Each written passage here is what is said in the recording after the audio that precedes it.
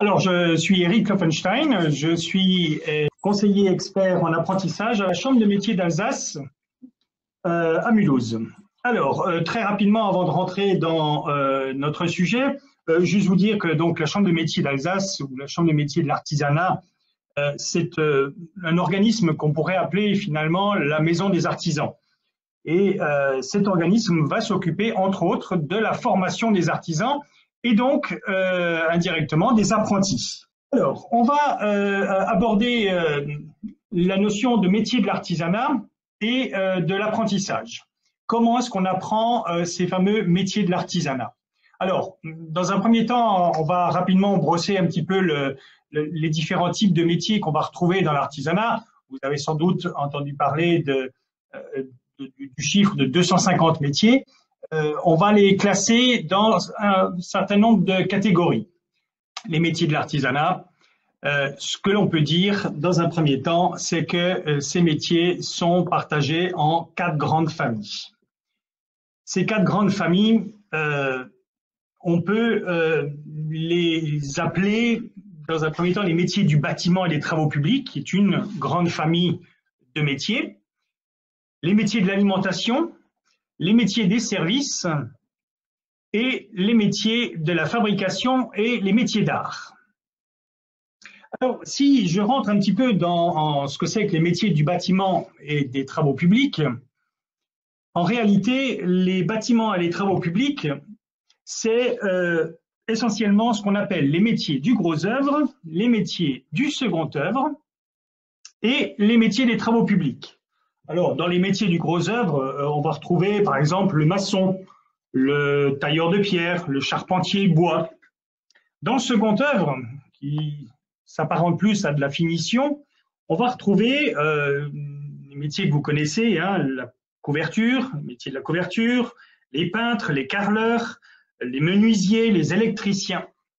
Tout ça, ce sont ce qu'on appelle les métiers du bâtiment. En parallèle, toujours dans cette notion-là, on va trouver les métiers des travaux publics. Alors, les travaux publics, c'est un petit peu tout ce qui est à l'extérieur de la maison, finalement. Hein. Le gros œuvre, il va s'occuper de la maison et le second œuvre de l'intérieur et de la finition. Et autour de la maison, il faut y mettre des routes, par exemple, et on va retrouver à ce moment-là tous les métiers des travaux publics. Donc, les constructions de canalisation, l'entretien des routes, etc. Voilà un petit peu tout ce qu'on trouve dans les métiers du bâtiment. Ensuite, il y a les métiers de l'alimentation. Alors, dans l'alimentation, on a les métiers les plus connus qui sont la pâtisserie ou la boulangerie, mais on va retrouver également la boucherie et la poissonnerie. Dans les métiers de service, on va également retrouver un certain nombre de sous-familles, comme l'automobile, comme les soins à la personne, comme par exemple la coiffure ou l'esthétique. Les métiers de l'imprimerie et de la photographie, de l'habillement, du textile, tout ce qui touche à la notion de réparation, hein, qui est un peu différente de la mécanique automobile. La réparation, c'est la mécanique agricole, par exemple. C'est aussi le maréchal ferrant. Et puis des métiers de service qu'on n'imagine peut-être pas toujours être des métiers de l'artisanat, mais c'est par exemple l'ambulancier, le taxi, le fleuriste, etc. Et puis la dernière catégorie qui est ce qu'on appelle les métiers de la fabrication, les métiers d'art. Alors la fabrication, c'est le bois et l'ameublement. On va trouver le menuisier, l'ébéniste. C'est aussi les travaux sur des métaux et d'autres matières. Ça peut être l'or avec la bijouterie. Et puis des métiers de fabrication plus spécifiques, comme la prothèse dentaire, l'orthoprothésiste, l'horloger. Voilà. Voilà un petit peu les grands secteurs d'activité dans l'artisanat et les métiers qui sont associés. Alors, essayons maintenant de se dire, ok, une fois que j'ai trouvé le métier de mes rêves, comment est-ce que je fais pour l'apprendre? Eh bien, une des manières, c'est la formation dite par apprentissage. Il faut bien comprendre, c'est que l'apprentissage, c'est en fait une manière d'apprendre autrement. Apprendre autrement, c'est-à-dire, en réalité, travailler et étudier en même temps. C'est acquérir de l'expérience, c'est mettre en pratique des savoirs et c'est obtenir au bout du compte une qualification professionnelle. Et vous voyez, moi j'espère, que la qualification que l'on obtient par la voie de l'apprentissage est une qualification identique d'ailleurs à celle qu'on pourrait obtenir d'une autre manière, qui va du CAP au diplôme d'ingénieur. Donc déjà, on va tordre le cou à une idée reçue, l'apprentissage, c'est pas que des CAP. L'apprentissage, c'est pas que des niveaux inférieurs. Le CAP d'ailleurs n'est pas un sous-diplôme. Le CAP, c'est le premier diplôme que l'on passe dans l'apprentissage d'un métier. Ce sont les bases du métier. Et puis ensuite, on évolue et on peut progresser comme ça tout au long de sa formation. Donc finalement, l'apprentissage, c'est apprendre autrement, c'est ce qu'on appelle l'alternance. L'alternance, pourquoi? Bien parce qu'on va alterner entre des périodes dans une école qu'on appelle un CFA, un centre de formation d'apprentis, et une entreprise dans laquelle on va apprendre le métier en conditions réelles. C'est quoi le parcours en apprentissage? Eh bien, première des choses, c'est qu'on peut rentrer en apprentissage à partir du moment où on a terminé le collège. La première des choses, c'est le collège doit être terminé, doit terminer la classe de 3e. On peut décider, après le collège, de s'orienter vers une voie dite professionnelle. Sous-entendu, on veut apprendre un métier. On peut, dans ce cas, soit aller apprendre ce métier dans un lycée professionnel, ou alors l'apprendre par la voie dite de l'apprentissage. Vous noterez que je choisisse le lycée professionnel ou l'apprentissage, dans tous les cas, le but, c'est d'entrer plus ou moins rapidement dans la vie active et donc d'accéder à l'emploi. Une fois qu'on est rentré en apprentissage, eh bien, on a toute une filière de formation qui permet de passer des diplômes les uns après les autres, qui vont donc du CAP. Alors en général, après un CAP, on peut faire ce qu'on appelle un bac professionnel ou un brevet professionnel ou même un brevet technique des métiers. Et puis ensuite, on peut encore continuer en BTS ou en brevet de maîtrise. Le brevet de maîtrise, c'est le diplôme qui donne le titre de maître dans son métier. Et en plus, après le brevet de maîtrise ou après le BTS, on peut continuer vers une école d'ingénieur ou un titre d'ingénieur.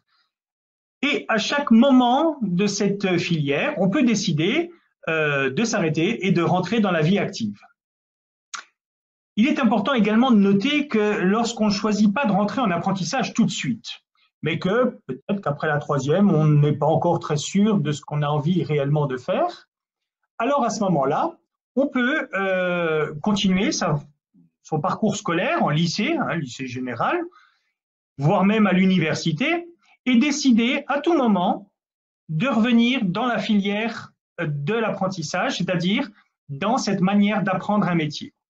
D'ailleurs, on peut noter qu'il y a de plus en plus de contrats d'apprentissage dans ces diplômes post-bac. Alors, le principe de l'apprentissage, c'est quoi? Le premier principe, la première idée, c'est de se dire, OK, il faut d'abord que je trouve le métier qui me plaît. On ne rentre pas en apprentissage par défaut. C'est-à-dire qu'on décide, on ne dit pas, je vais faire ça plutôt qu'autre chose. Non. On rentre en apprentissage parce qu'on a envie d'apprendre un métier et qu'on l'a sans doute testé. Il y a des conventions de stage qui permettent d'aller voir si le métier, c'est vraiment celui que j'avais envie de faire. Donc, une fois que j'ai trouvé le métier qui me plaît, pour rentrer en apprentissage, il faut trouver une entreprise. L'apprentissage, c'est apprendre son métier un peu à l'école et beaucoup en entreprise. Donc, on va être amené à signer un contrat d'apprentissage avec une entreprise. Et ce contrat va préciser quel est le métier qu'on prépare et va me permettre de travailler en entreprise pour apprendre mon métier. Alors souvent, la meilleure méthode pour trouver une entreprise, ou en tout cas s'assurer de la signature du contrat, c'est très souvent de passer par un stage. L'entreprise aime bien voir les candidats en stage avant de s'engager sur un contrat qui est un vrai contrat de travail. Le contrat d'apprentissage, c'est un CDD en fait. Une fois que j'ai signé ce contrat, alors à ce moment-là, je vais être inscrit dans l'école, je vous parlais tout à l'heure, c'est le CFA, Centre de formation d'apprentis, et je vais alterner entre des périodes de travail en entreprise et des périodes de cours au CFA. Au CFA, d'ailleurs, je vais avoir des cours théoriques et pratiques, hein, des cours d'enseignement général, des cours d'enseignement de théorie professionnelle, hein, comme la technologie, par exemple, du métier, et un petit peu également de pratique. Mais principalement, le métier, je vais l'apprendre dans l'entreprise.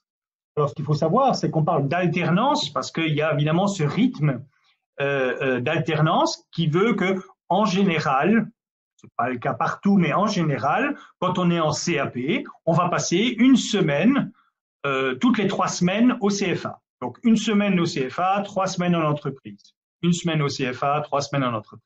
C'est ce qu'on appelle l'alternance. L'objectif, encore une fois, je vous le rappelle, c'est d'obtenir un diplôme.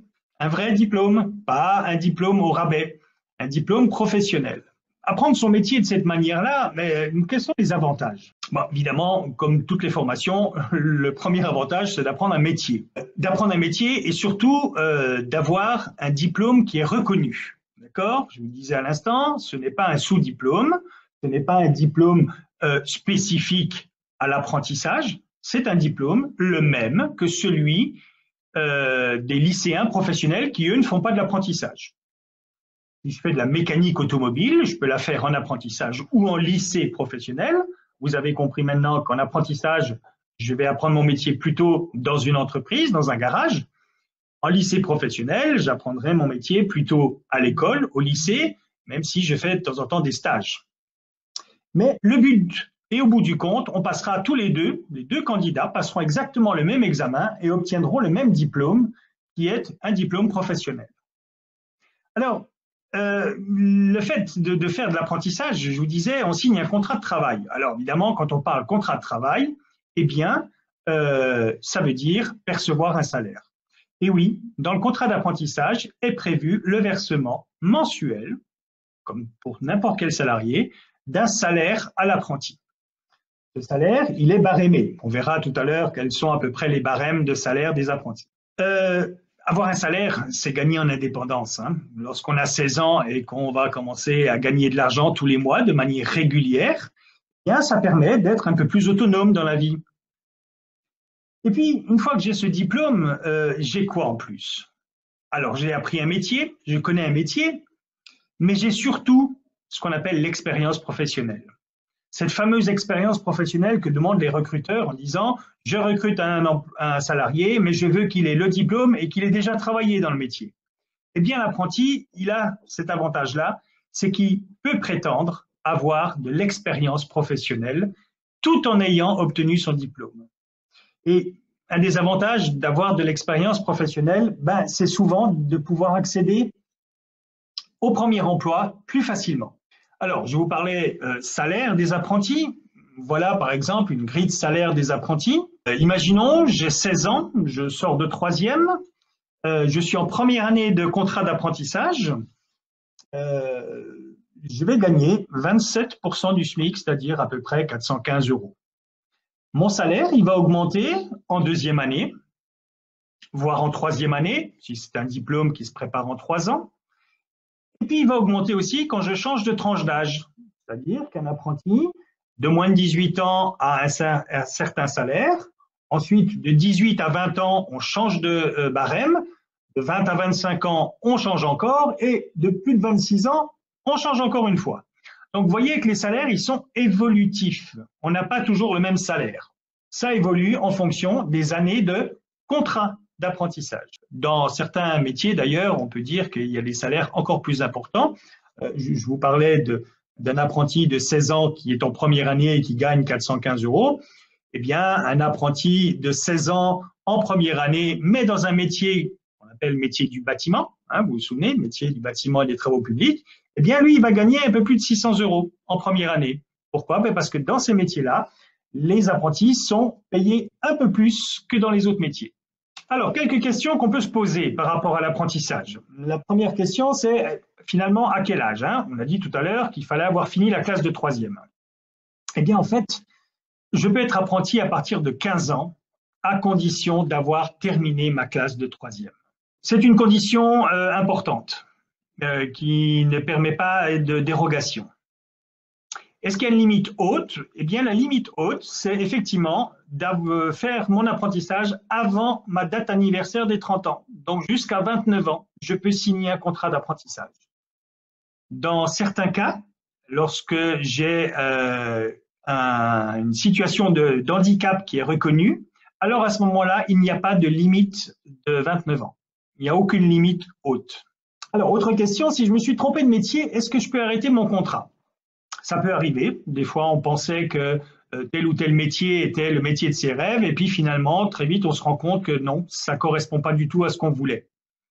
D'ailleurs, souvent, ces situations, c'est quand on a choisi un petit peu vite le métier, puis qu'on n'a pas fait suffisamment de stages. Alors, tout contrat d'apprentissage a une période d'essai. Cette période d'essai, elle dure 45 jours. Les 45 premiers jours de travail en entreprise. Eh bien, pendant cette période, les deux parties, c'est-à-dire l'apprenti et l'entreprise, peut décider d'arrêter le contrat. On signe un papier ensemble et on s'arrête. C'est ce qu'on appelle la période d'essai. Au-delà de la période d'essai, on peut bien entendu arrêter son contrat, mais dans ce cas-là, on doit faire appel à une personne en particulier qu'on appelle le médiateur de l'apprentissage. Ce médiateur de l'apprentissage, d'ailleurs, c'est un conseiller. Tout à l'heure, je vous disais que je suis conseiller expert à la Chambre de métiers d'Alsace en apprentissage. Ça veut dire que des apprentis, des fois, qui ont des difficultés, ou des entreprises, m'appellent pour avoir des conseils pour solutionner une situation.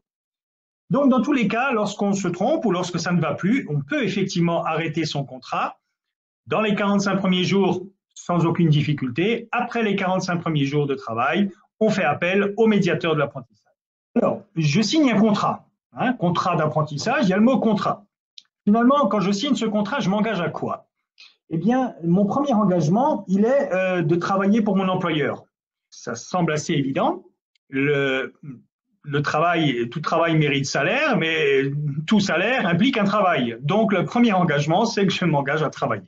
Deuxième engagement extrêmement important, c'est que je dois aller en cours. La formation par apprentissage impose d'aller en cours au CFA. Donc, ça veut dire que je ne pourrais pas me dire « Oh, finalement, moi, j'aime bien travailler à l'entreprise, j'ai envie d'y rester, je ne vais pas en cours au CFA. » Ce n'est pas possible. Il faut impérativement suivre les enseignements au CFA. Comme dans les lycées, les collèges, il y a un règlement intérieur, que ce soit d'ailleurs au CFA ou en entreprise, et l'apprenti s'engage à respecter ce règlement intérieur. Et puis une dernière clause importante, c'est que en tant qu'apprenti, je dois me présenter à l'examen final.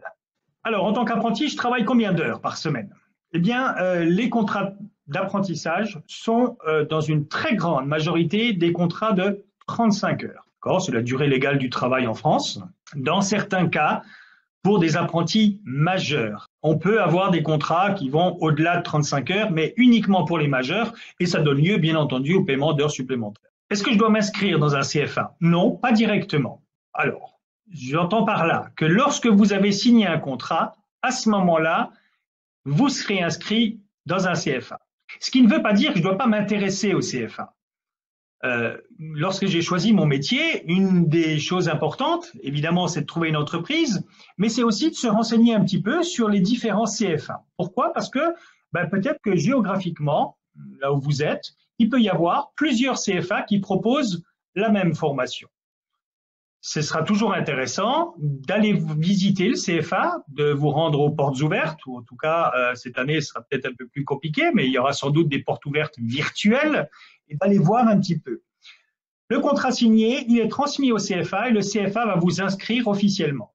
Aujourd'hui, s'inscrire dans un CFA sans avoir d'entreprise, c'est pas l'idéal du tout et c'est pas habituel. Alors, l'avis du contrat, une fois qu'on a signé ce contrat, qu'on est inscrit au CFA, le CFA, évidemment, va vous envoyer un certain nombre de documents et d'informations en vous disant, voilà, les cours, ils commencent telle semaine et voilà ton planning de cours pour l'année. Eh bien, vous savez que telle semaine, je suis au CFA, le reste du temps, je suis en entreprise. Alors, dans la vie de ce contrat, le contrat, il dure en général 2 ans. Il peut y avoir certaines situations dans lesquelles il dure 3 ans, mais une majorité des contrats, c'est quand même 2 ans. Eh bien, pendant ces 2 années, je peux être amené à rencontrer des difficultés. Dans ce cas-là, il y a une personne de référence. c'est le fameux conseiller expert de l'apprentissage. À la Chambre de métiers d'Alsace, vous pouvez nous contacter et demander à parler au conseiller expert de l'apprentissage et avoir un échange avec lui en disant, ben voilà, je vous appelle, j'ai tel problème, et on sera à ce moment-là disponible pour vous écouter et puis pour voir avec vous quelles sont les solutions. La solution n'est pas toujours de démissionner, ni de partir, ni de faire une rupture de contrat. Il y a plein d'alternatives avant d'en arriver à ça.